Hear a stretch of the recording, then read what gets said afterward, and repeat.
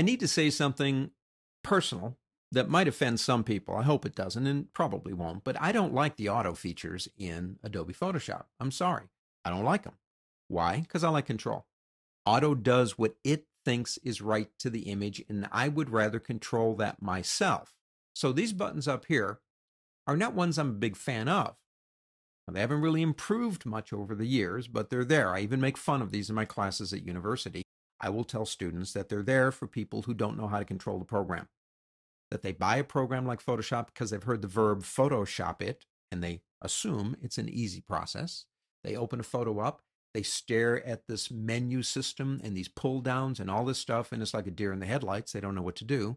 So Adobe, in their divine benevolence, created auto buttons. And say, well, I don't know, Andy, they're not that bad. This image is okay, but let's fix it a little bit. I don't like the color. We need to change that. So we're going to go to Image and go down to Auto Color. Say, well, I don't know. I guess it kind of worked, but it seems awful intense. Here's one of the secrets. Let me undo that. If you are going to use an auto button, make sure that you get rid of things that you don't want the computer to use to make the auto decision. Look at that border. It's going to use all that white to compensate for the image, and we don't want that.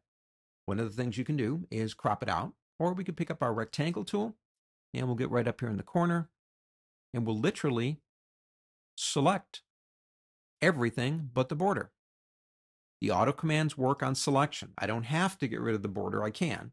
But if I do this, it will only work within that area. And if we do the same thing again, we can go down into auto color. And as you can see, it did change it. It's a little less intense, not a lot.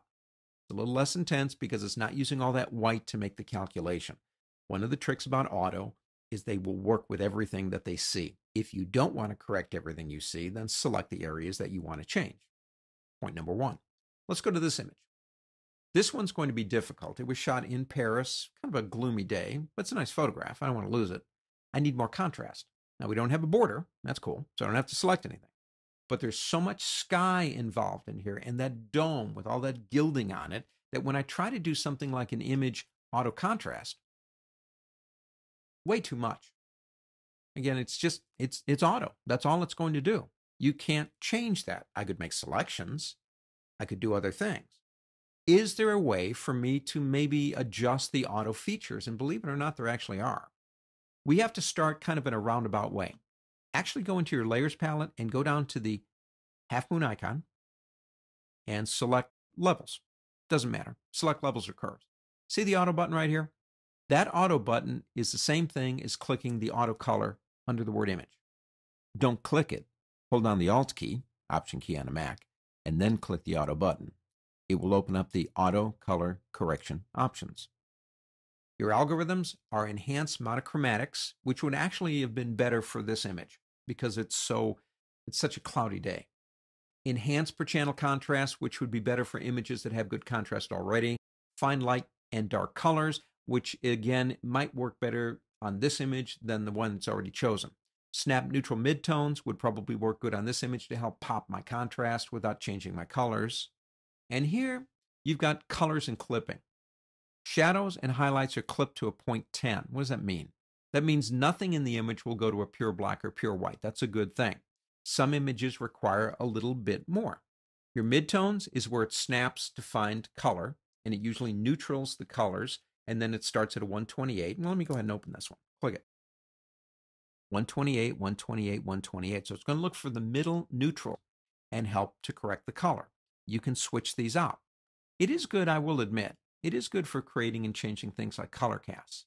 But it is possible, like I said, it is possible if you don't like what auto is doing, if I actually made those changes and set them as defaults, the next time I came up here and selected auto color or auto contrast or auto tone, it would use those values. Now, even with that said, I still admit I would rather do it myself. And here's the point. If you know enough about Photoshop to actually come over here, get into this area and make the right choices, you might as well work in levels and curves because you already know what you're doing. Auto buttons are there as training wheels to help you out until you advance.